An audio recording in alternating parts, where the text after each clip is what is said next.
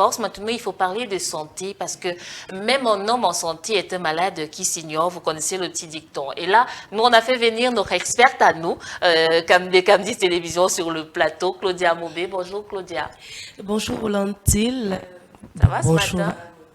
Je vais plutôt bien. C'est vrai que je ne suis pas épargnée par la maladie de saison. Oui. Et ça tombera bien certainement la semaine prochaine.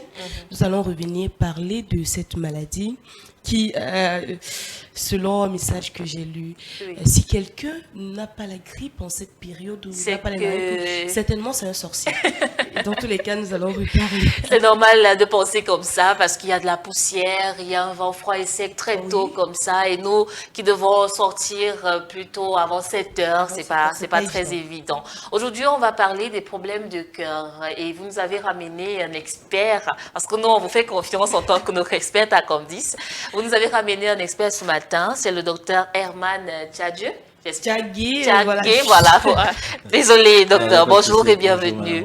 Voilà, on parle ce matin de l'impact. Oui, le docteur Tchagé Herman, qui est cardiologue, viendra nous parler justement d'un problème qui va certainement se vous tout simplement, qui a déjà commencé, parce que nous savons que c'est la fin d'année et la meilleure manière pour les Camerounais, bon pas seulement pour les Camerounais, mais puisque nous sommes dans un contexte camerounais, de célébrer, de fêter, c'est en buvant, en consommant du tabac, et tout ça, et parfois en excès, et tout cela.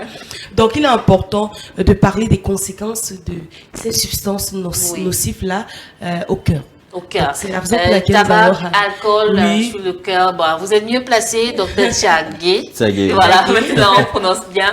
Alors, on parle de tabac, on parle d'alcool et le cœur. C'est quoi le lien entre les trois? Disons que le tabac, c'est un gros facteur de risque des maladies cardiovasculaires. C'est un facteur de risque majeur. Donc, une fois que vous commencez à fumer une seule cigarette, le chicha, juste un paquet par jour, une cigarette, ça augmente de 5 fois le risque de développer un AVC, un accident vasculaire cérébral, une crise cardiaque ou une insuffisance rénale.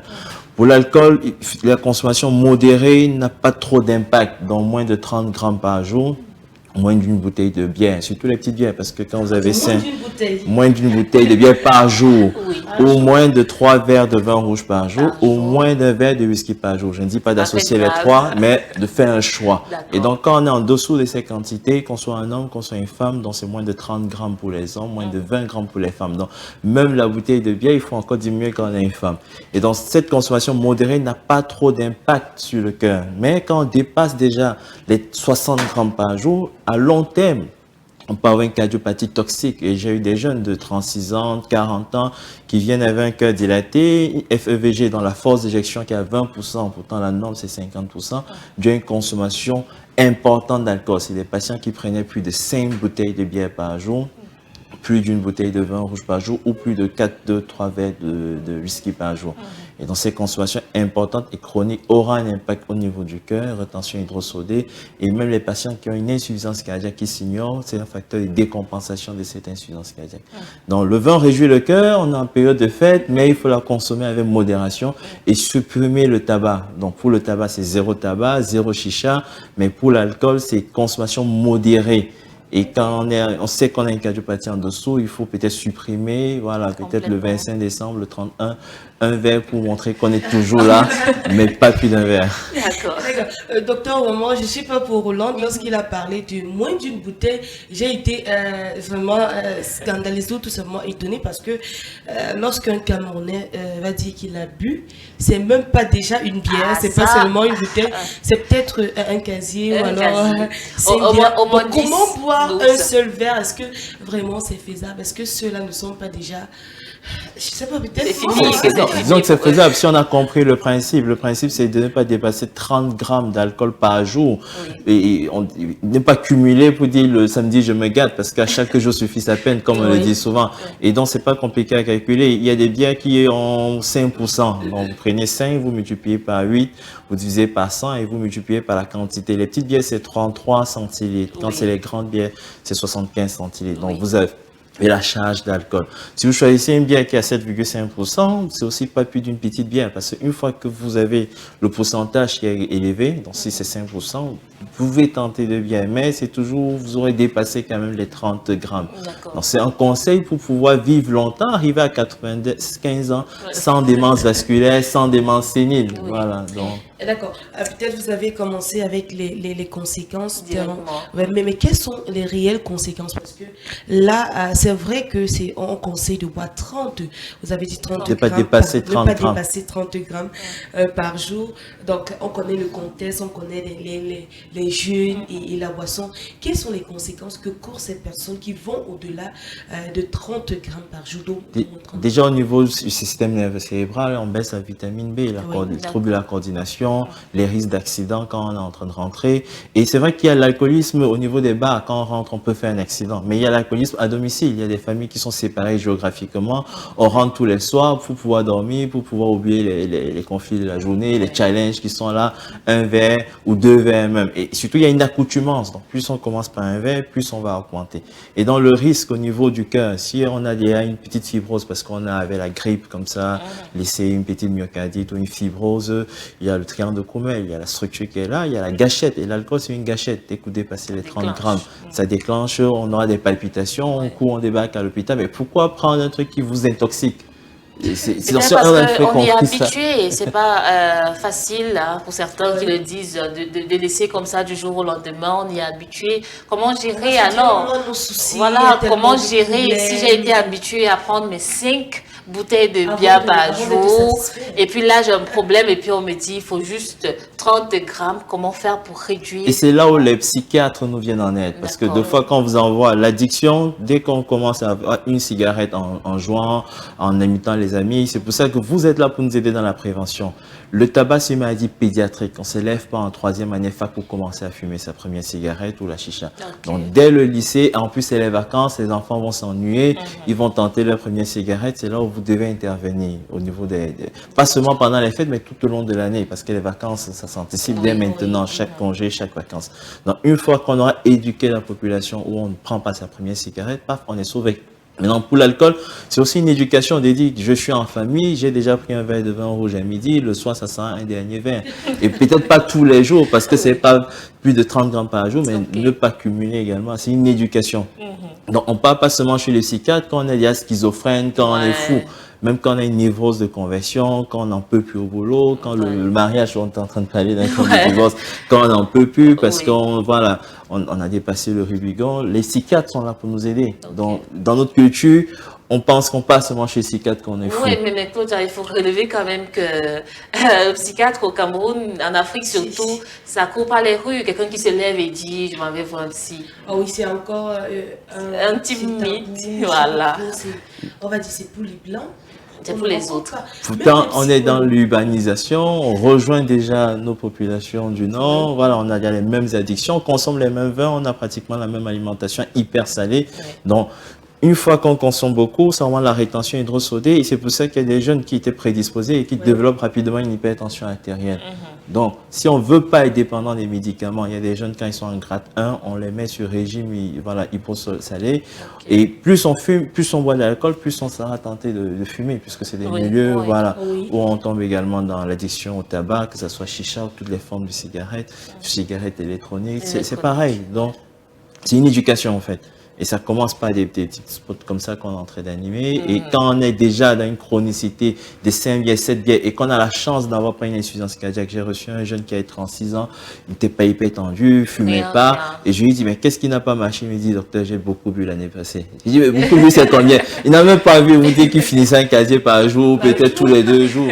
C'est-à-dire, il prend conscience, voilà, et toute l'année. Parce qu'on commence un peu de fait, après on a une addiction. Et puis on continue. Ça réjouit vraiment, ça fait oublier les soucis, mais quand on se réveille le matin, ils sont là, ils sont présents. Donc il faut plutôt travailler le challenge de ces soucis. D'accord, docteur, quels sont donc les bons gestes à adopter en cette période de fin d'année? Parce que là, on veut vraiment insister, hein, on se lâche, on a travaillé toute l'année, on se dit on veut se réjouir, on veut pouvoir être in et tout cela avec les autres. On s'associe, on se surveille, on s'auto-surveille, on s'auto-écoute. l'école, comme les gars, on est 6, une bouteille de vin, c'est 6 verres de vin, donc on en a pris et c'est bon. Et on trouve d'autres challenges. Voilà, on peut très bien s'amuser, comme l'alcool réjouit le cœur, mais ne pas dépasser les consommations qui pourraient nous nuire après, parce qu'après, vous allez acheter un bêta bloquant 5500, 3600, ou vous arrivez à l'hôpital, coma éthylique, parce que c'est vite fait, hein, une bière, on accompagne. Et même les vétérans, on a des oncles qui ont une addiction très poussée à l'alcool et on est dans les ambiances et après c'est le même vieux que vous allez amener à l'hôpital. Donc c'est un choix à faire. C'est un choix, comme toute chose. Moi j'ai une question particulière. Est-ce que celui qui ne consomme pas d'alcool s'expose à des problèmes cardiovasculaires? Disons que si vous ne consommez pas d'alcool, zéro alcool, c'est déjà bien, ça vous évite les palpitations, les troubles du rythme, ça évite une rétention hydrosodée, ça évite de tomber dans une addiction au tabac, voilà. Mais en plus de ça, il faut lutter contre la sédentarité. Donc, il faut pouvoir essayer de marcher toutes les 2 heures. Quand vous êtes au bureau, vous déposez votre téléphone loin de la table.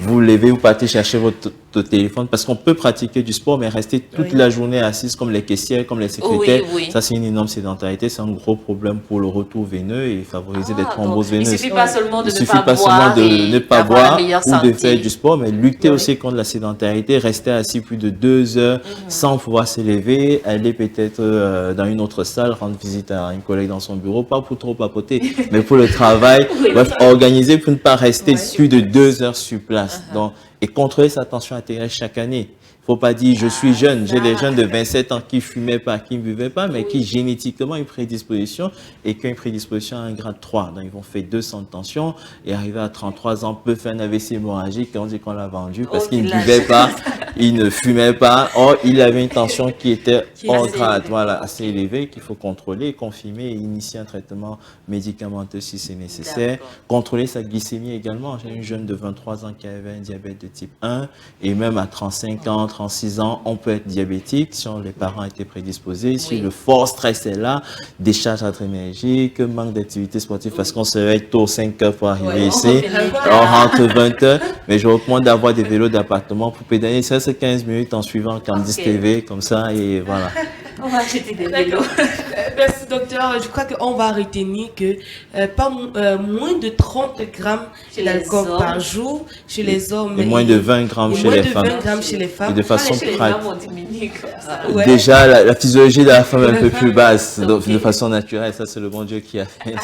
D'accord. Moins de 20 grammes chez les femmes. De façon pratique, moins d'une bouteille de bière. Et surtout les petites, parce que le pourcentage varie de 5 à 7,5. Vous multipliez par 8, vous divisez par 100 et vous multipliez par la quantité, 33 centilitres ou 75 quand c'est une grande bouteille. Ça vous donne une estimation du grammage que vous avez consommé déjà à midi. Vous ne prenez rien le soir. Il y a d'autres façons de s'amuser. Il y a juste à explorer d'autres trucs. Quoi. Pourquoi pas la lecture? Dans tous les cas, on va se dire également que le tabac, c'est carrément à proscrire. Carrément à proscrire. Avec le tabac, il n'y a pas de demi-mesure, il n'y a pas de grammage. Une seule cigarette peut faire les mêmes dégâts que 10 paquets à l'année. Et ça ne sert à rien de commencer. Chicha. Parce que chicha, les jeunes se disent les jeunes que la chicha est mieux que la cigarette. Il y a de la nicotine dans toute cette histoire qui entraîne une vasoconstriction et qui, à long terme, va vous donner un cancer du poumon, cancer de la prostate et même baisse de la libido. Au début, on est bien viril. Avec le temps, comme il y a une vasoconstriction, tous les vaisseaux commencent à être durs et répondre moins. Donc, dans la prévention, si vous arrivez à 40 ans, voilà, 40-50 ans, il faut, si vous voulez préserver votre libido, voilà, vaut mieux ne pas commencer à fumer. Au début, ça vous donne la sensation, beaucoup de punch, mais avec le temps, on se mentit. Il n'y a plus rien. Ok. Et dans tous les cas, merci docteur. Merci à vous. Également merci à vous, bien sûr. Voilà, parcourir un tout petit peu cette thématique et sensibiliser la population, ceux-là qui nous regardent là, vraiment faire attention. Surtout la jeunesse, surtout la jeunesse. On espère que vous allez profiter du docteur Tchagué pour avoir beaucoup plus d'explications.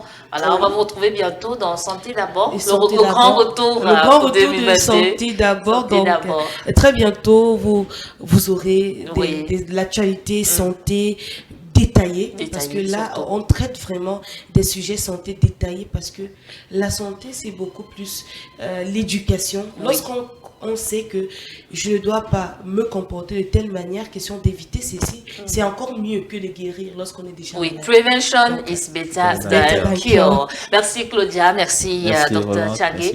Nous, on va du côté de la réalisation, bien sûr.